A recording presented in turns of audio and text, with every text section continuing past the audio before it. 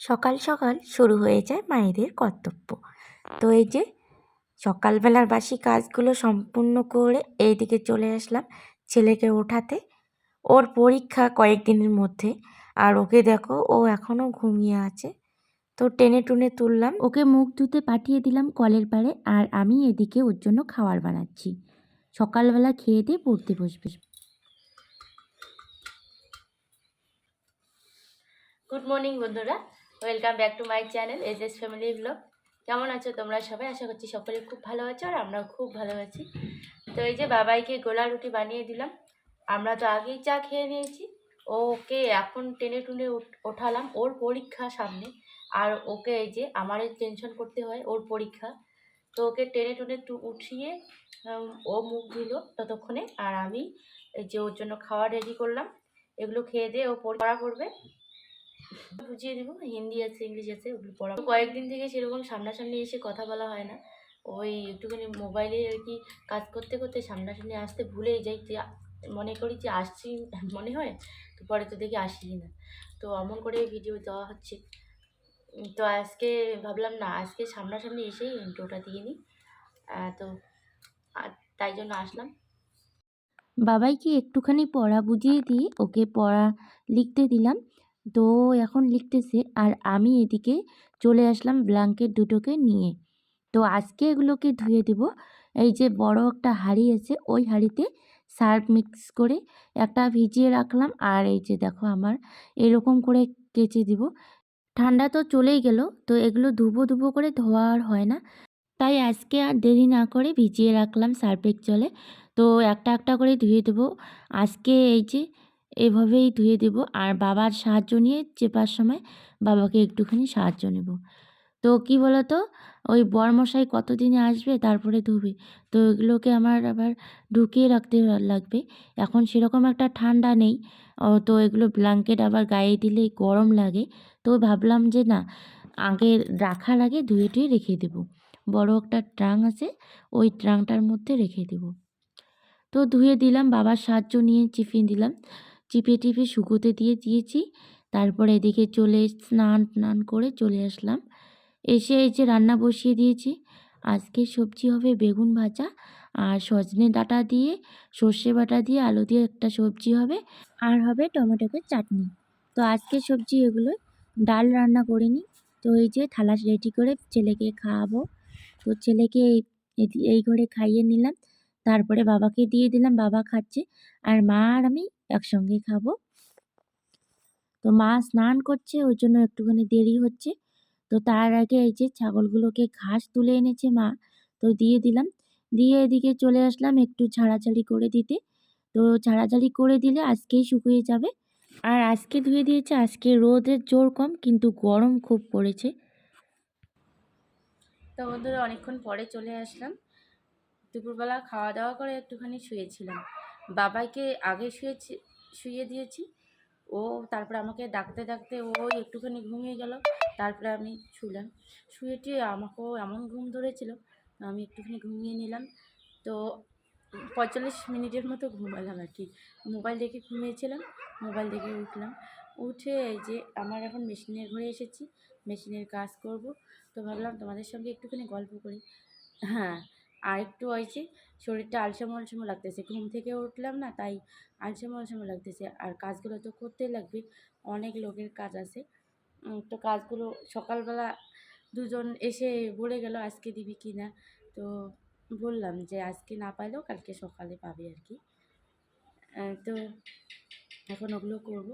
আর এখন না একটুখানি গরম গরম করেছে, ঘরের মধ্যে থাকতে ইচ্ছে করে না, চলছে, তাই লাইটটা কীরকম করছে।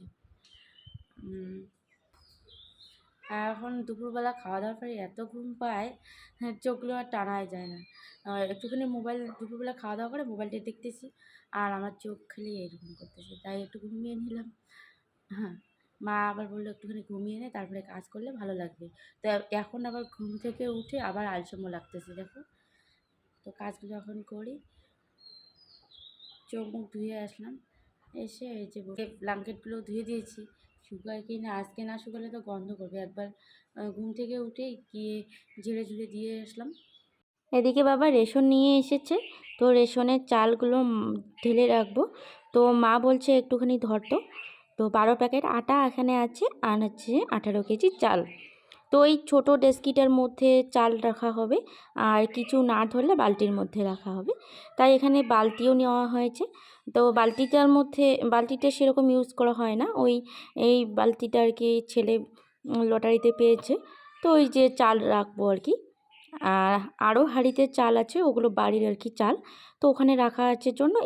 আর চালগুলো খুব সুন্দর ছিল, তো মনে হয় কেনা চাল। তো রেশনের চাল আগে কিন্তু ওই হাতি পোকাগুলো ছিল ওরকম, এখন কিন্তু প্রত্যেক মাসে রেশনের চালগুলো ভালোই আসে। আর আমাদের এই রেশনের চালগুলো দিয়েই কিন্তু 20-22 দিন কিন্তু চলে যায়, তারপরে আমরা বাড়ির চাল খাই। চাল টালগুলো রেখে এদিকে আমি মেশিনের কাছে বসেছি। তো মেশিনের কাজ করছি, আর এখানে সবাই বসে আছে।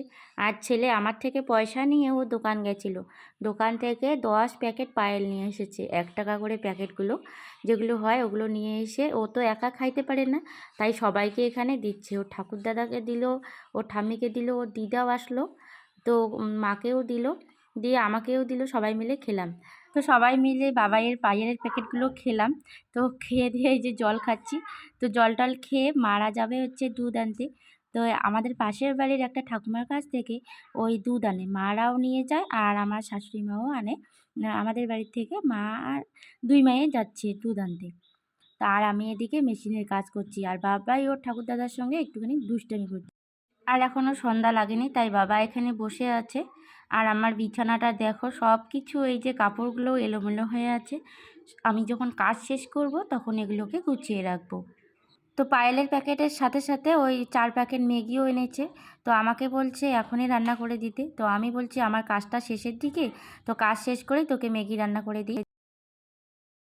এদিকে কারেন্টও চলে গেছিলো, তো একটু অন্ধকার অন্ধকার হয়েছে।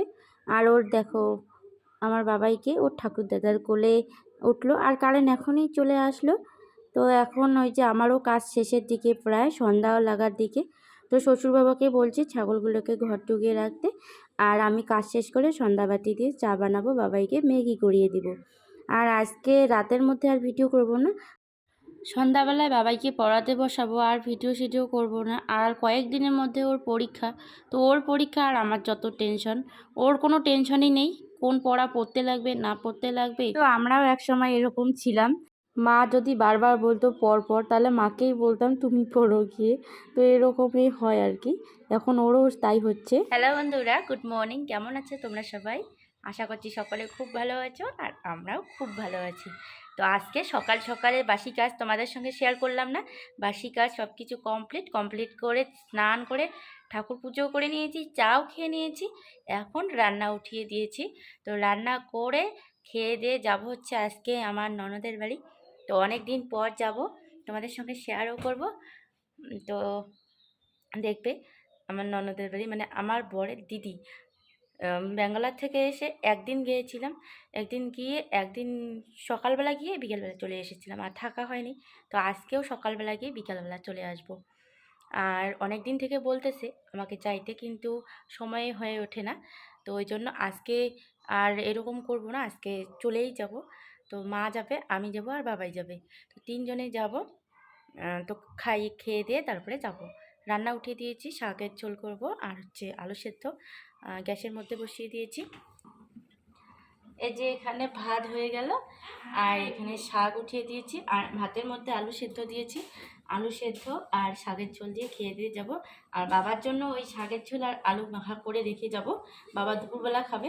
তারপরে রাত্রে এসে ওই কিছু একটা রান্না করে দিব, রুটি হোক আর বা ভাতে। তো চলো দেখতে থাকো, আমরা আগে খেয়ে দিয়ে রেডি হই, তারপরে তোমাদের সঙ্গে চলে আসছি।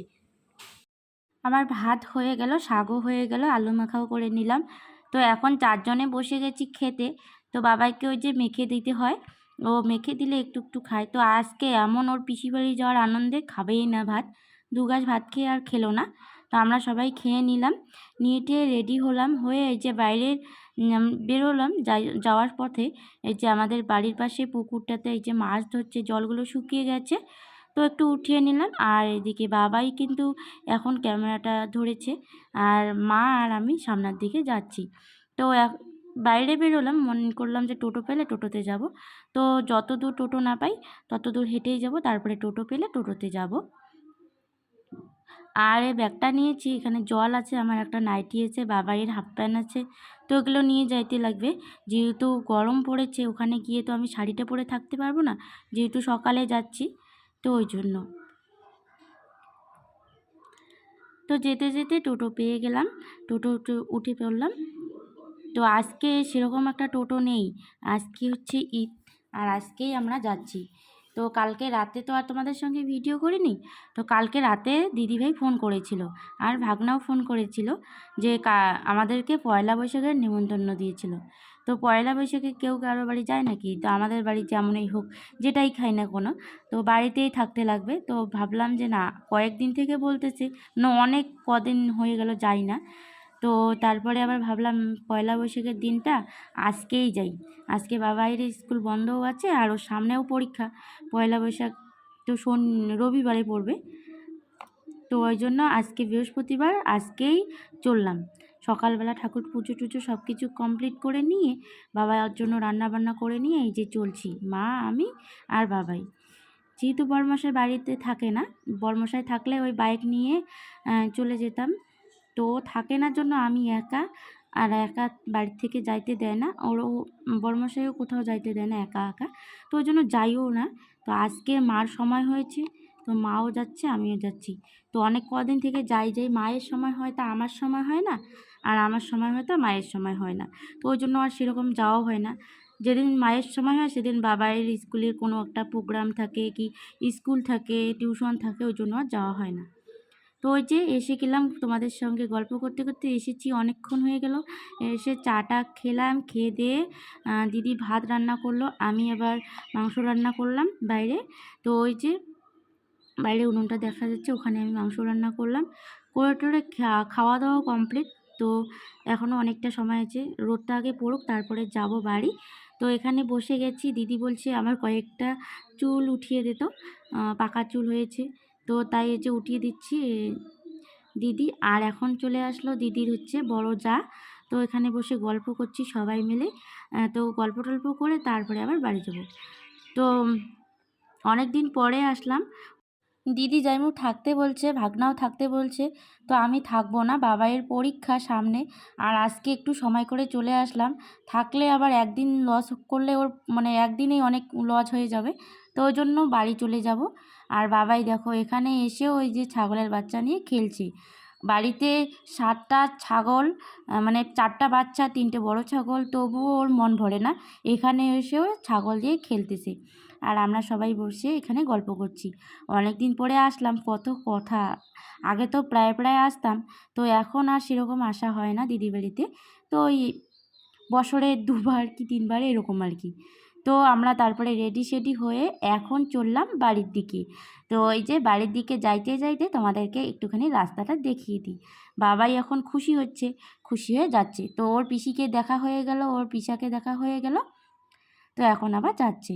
সকালবেলা আসার সময় খুব খুশি ছিল ওর পিসি বাড়ি আসার জন্য, এখন বিকেল হয়েছে তাই ওই যে গ্রামের বাচ্চাগুলো বল খেলছে।